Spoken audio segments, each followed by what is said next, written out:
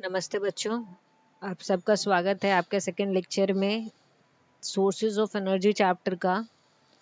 अब तक हम लोगों ने classification of energy on the basis of occurrence, उसके अवेलेबिलिटी और फिजिकल स्टेट के बेसिस पे जो उसका डिवीज़न है वो हम लोगों ने पढ़ लिया था। उनके एग्जाम्पल्स हम लोगों ने देख लिए थे, प्लस फॉसिल फ्यूल्स किसे कहते हैं ये भी हम लोग जान चुके। अब हम लोगों को बेसिकली एक एक करके अलग अलग फ्यूल्स के बारे में पढ़ना है और उनके यूजेस, हार्मफुल इफेक्ट्स, इन सारी चीज़ों के बारे में पढ़ना है। ठीक है, तो सबसे पहला फॉसिल फ्यूल जो हम लोग पढ़ने वाले हैं वो है वुड। वुड लकड़ी, हम लोग पढ़े ही थे। फ्यूल्स का जो डेफिनेशन था वो यही था कि जल के जो हीट और light energy they in the presence of air, उसे हम क्या बोलते हैं? फ्यूल्स बोलते हैं। तो लकड़ी भी एक ऐसा चीज़ है जो हवा के प्रेजेंस में जल के क्या होता है, हमें हीट एनर्जी प्रोवाइड करता है। तो वुड का सबसे पहले हम लोग जान लेते हैं कि ये किस कैटेगरी में आता है। तो wood is a major renewable natural resource. पहला तो ये नेचुरल रिसोर्स में आता है और दूसरा रिन्यूएबल, मतलब खुद से खुद को बनाता है। अगर हम लोग लकड़ी काट देते हैं तो हम लोग लकड़ी मैन्युफैक्चर नहीं करने जाते। पेड़ जो है उसके टहनियाँ खुद ब खुद निकलती है, वो खुद ब खुद बड़ा होता है। हाँ, बस पेड़ को लगाने का काम हमें करना पड़ता है।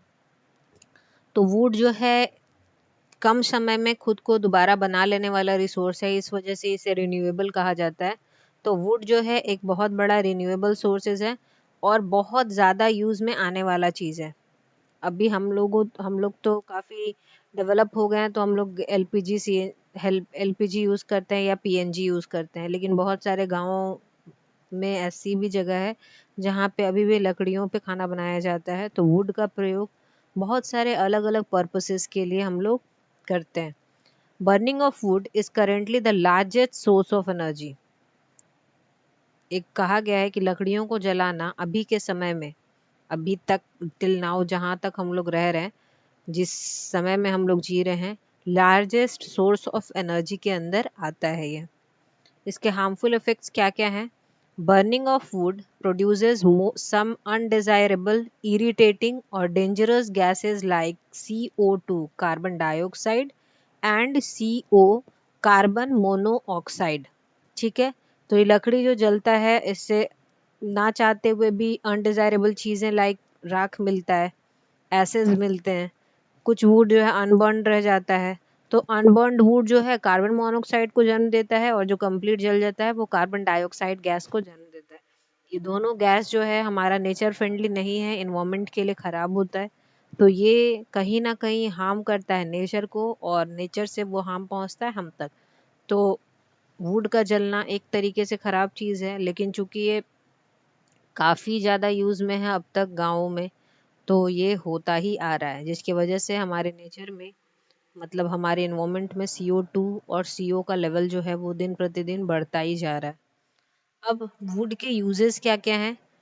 फॉर कुकिंग, खाना बनाने के पर्पस में यूज़ में आता है। हीटिंग, किसी चीज़ को गर्म करने में यूज़ में आता है। And occasionally for steam engine and turbine to generate electricity. Steam engine, पहले का जो इंजन होता था, अब तो इलेक्ट्रिक इंजन चलने लगा है। पहले जो इंजन होता था वो कोयला और लकड़ियों से चलता था, आग की मदद से चलता था। तो स्टीम इंजन में कभी कभार ऐसा काम आता है और इलेक्ट्रिसिटी को जनरेट करने में। ये सारी चीज़ें पहले हुआ करती थी, अब चीज़ें काफ़ी हद तक बदल गई है, लेकिन कुकिंग के पर्पस में अभी भी काम में आता है, प्लस हीटिंग के पर्पस में वुड अभी भी यूज़ में आता है।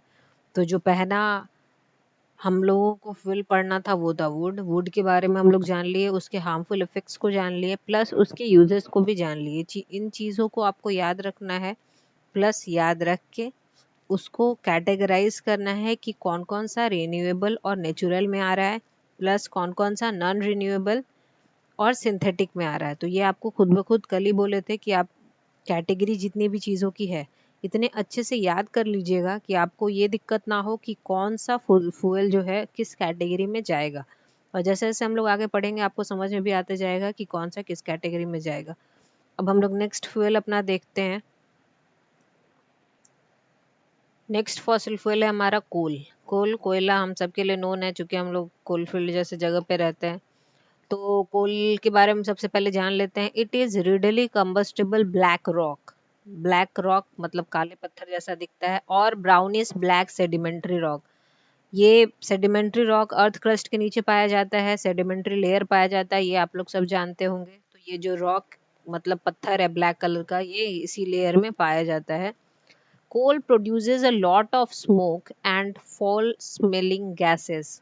कोयला जलकर अजीब किस्म के गैसेस को भी जो स्मेल में अच्छे नहीं होते, प्लस काफ़ी ज़्यादा स्मोक भी प्रोड्यूस करता है।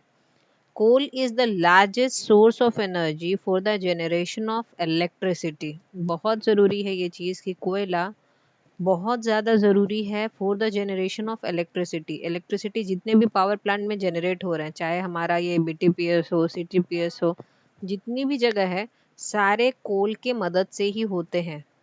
तो आपको दिखता होगा कितने बड़े बड़े वहाँ चिमनीज और चैम्बर्स लगे रहते हैं, जिसमें धुआं को निकलने, स्मोक रिलीज करने का वहाँ पे बनाया गया है जो सारा कंस्ट्रक्शन है उसमें। तो कोल जो है इलेक्ट्रिसिटी के प्रोडक्शन में सबसे इम्पॉर्टेंट चीज़ है। घर में खाना बनाना, ये सारी चीज़ें तो अब कम हो गई है, ये नहीं होता, ये सारे छोटे छोटे यूजेस हैं। जो कोल का सबसे बड़ा यूज़ है वो है for the generation of electricity. अब हमें अकरेंस पढ़ना है कोल का, कि कोल बनता कैसे है, अकर कैसे होता है। तो coal is found deep under the surface of the earth. Coal जो है कहाँ पाया जाता है? अर्थ क्रस्ट, अर्थ सरफेस के नीचे पाया जाता है। The major coal mines in India are Jharkhand, हमारा झारखंड, यहाँ सबसे ज़्यादा कोयले का उत्पादन होता है। मध्य प्रदेश, उड़ीसा एंड वेस्ट बंगाल, ये सारे जगह जो हैं मेजर इंडिया माने जाते हैं, जहाँ पे ज़्यादा मात्रा में कोयले का प्रोडक्शन होता है। और लार्जेस्ट कोल माइंस कहाँ कहाँ है? तो बोकारो और झरिया में जो है लार्जेस्ट कोल माइन जो है वो पाया जाता है। तो ये सारे जो बेसिक नाम है, largest producer, largest coal mines, ये सब आपको याद रखना है। कभी भी 1 नंबर के जनरल ऑब्जेक्टिव क्वेश्चन में आपको पूछा जा सकता है। और कोल पाया कहाँ जाता है? तो deep under the surface of the अर्थ। अभी हम लोग कुछ पेट्रोलियम का जब हम लोग अकरेंस पढ़ेंगे तो उस टाइम हम लोग सारी चीज़ों को समझेंगे वेरियस लेयर बाय लेयर, कि कैसे कैसे ये अर्थ क्रस्ट के नीचे मिलता है। फिलहाल आपको बस इतना ही जानना है कि कोल जो है अर्थ क्रस्ट के नीचे पाया जाता है। ठीक, ये सेडिमेंट्री रॉक से मिलकर बनता है। ब्लैक कलर का रॉक है या ब्राउनिश ब्लैक, कंबस्टिबल मटेरियल है, मतलब जलाया जा सकता है। और कोल जो है सबसे ज़्यादा यूज होता है for the generation of electricity. ठीक, आगे बढ़ते हैं हम लोग। अब हमें कोल के डिफरेंट टाइप्स के बारे में पढ़ना है, कि डिफरेंट टाइप्स ऑफ कोल कौन क्या क्या होता है, किस कैटेगरी पे इनका डिफरेंशिएशन किया गया है, किस बेसिस पे इसको बांटा गया है। तो इसको बांटा गया है on the basis of their purity, कौन सबसे अच्छा कोल है, सबसे ज़्यादा प्योर है, कोल का कितना परसेंटेज उसमें पाया जाता है। तो इस बेसिस पे उसका डिवीजन किया गया है। तो हम लोग देखते हैं डिफरेंट टाइप्स ऑफ कोल।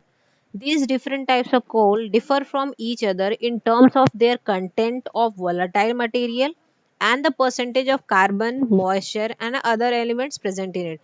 किस बेसिस पे बांटा गया? सबसे पहले तो जो कुछ कोयला आपको दिखता होगा कि जलने के बाद उसमें कुछ बच जाता है, रेसिड्यू, कोयले टाइप का ही है, सॉलिड ही है।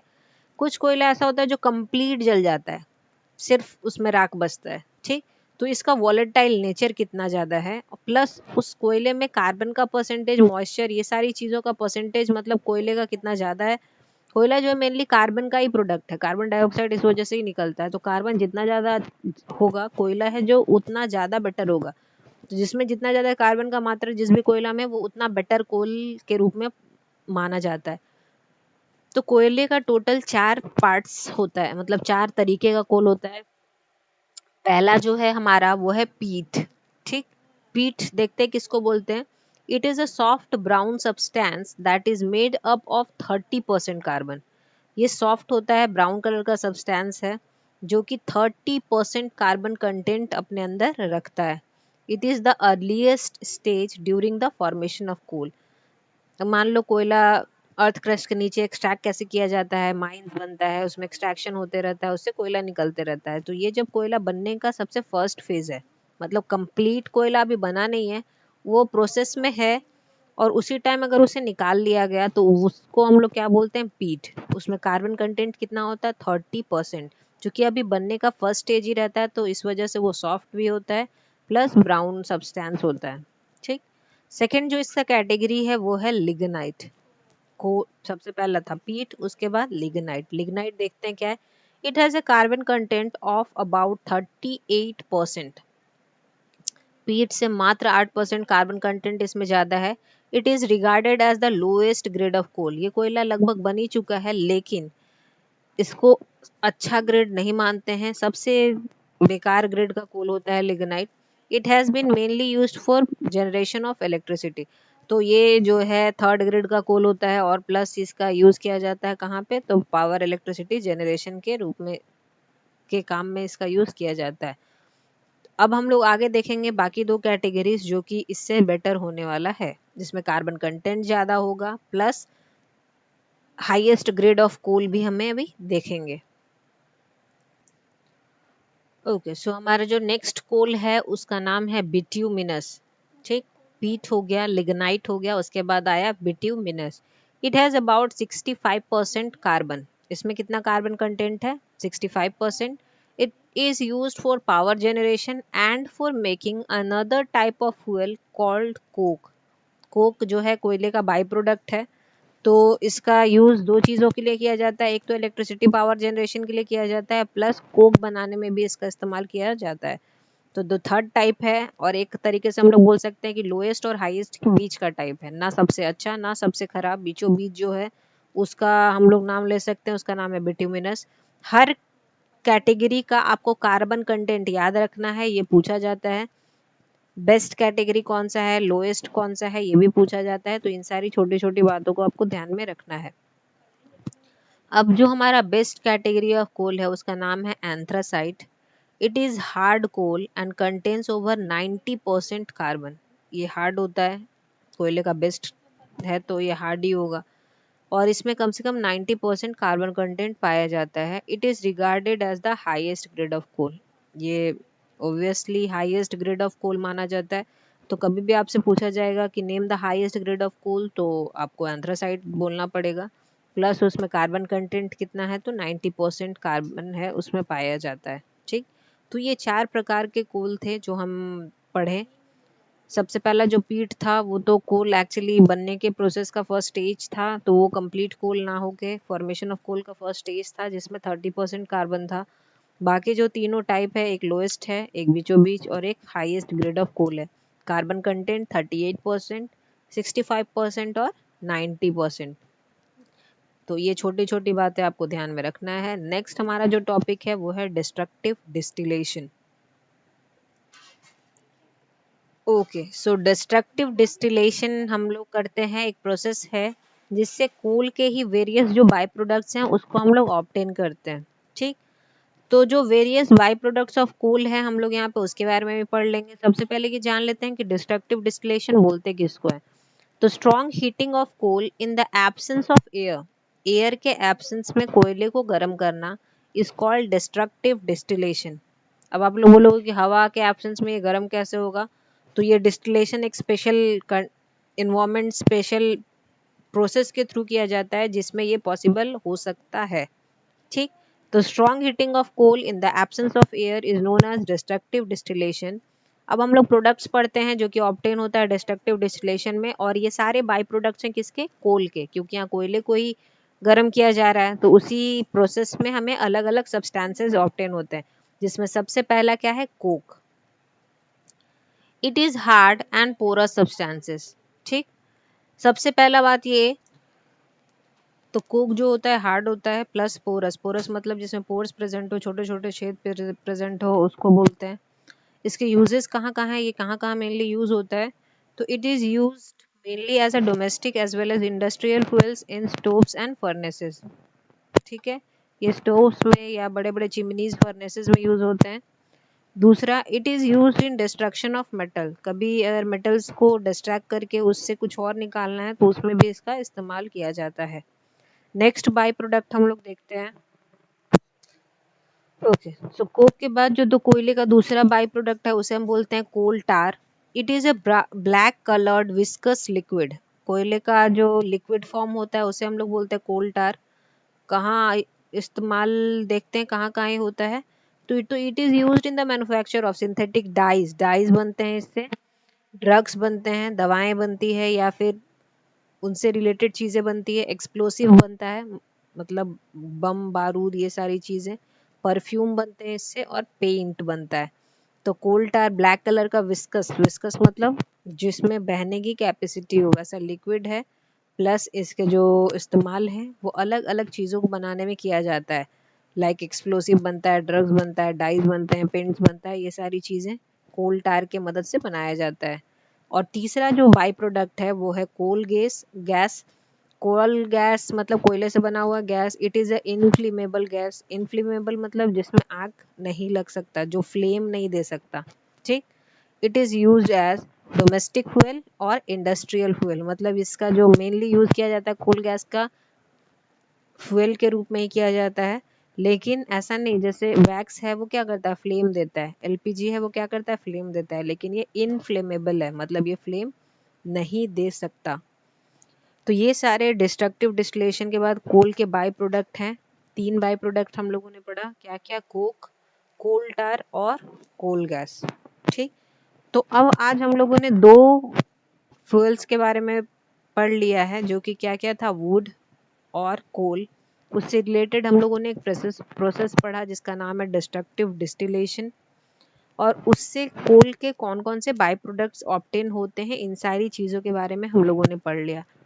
नेक्स्ट जो हमें फॉसिल फ्यूल या फ्यूल के बारे में पढ़ना है वो है पेट्रोलियम। और पेट्रोलियम से बहुत सारी रिलेटेड चीज़ें हैं जो हम लोगों को जानने को मिलेंगी।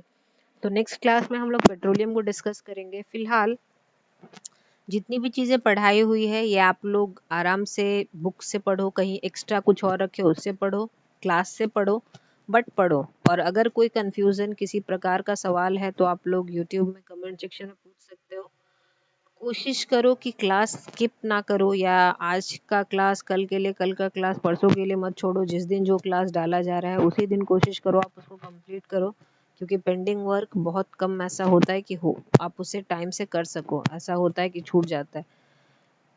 हमारे टोटल स्ट्रेंथ मान लीजिए हर क्लास में अगर 70 स्टूडेंट्स हैं तो 210 स्टूडेंट्स का लेक्चर देखना ज़रूरी है। अगर हर एक बच्चा लेक्चर देखे तो कुछ बच्चों को मान लो मजबूरी है, फ़ोन नहीं होगा, लेकिन बाकी बच्चे भी जानबूझकर लेक्चर नहीं देख रहे हैं। एक दिन का अटेंडेंस मोस्टली 47, 50, 60 इतना ही रहता है, मतलब 50% बच्चे भी क्लास नहीं कर रहे हैं। तो ये बात ध्यान रखिएगा कि क्लास नहीं करना कहीं ना कहीं आपके लिए प्रॉब्लम क्रिएट करने वाला है। तो कोशिश कीजिए आप लोग सारे लोग क्लास कीजिए, क्लासेस में जो बताया जा रहा है उसे आप अच्छे से पढ़िए। नेक्स्ट क्लास में हम लोग पेट्रोलियम डिस्कस करेंगे। फिलहाल जितनी भी चीज़ें पढ़ाई हुई है, अगर उसमें कोई कन्फ्यूज़न हो तो आसान आराम से कोई भी सवाल बेझिझक आप पूछने के लिए तैयार हो। फिर ठीक है, work hard and take care.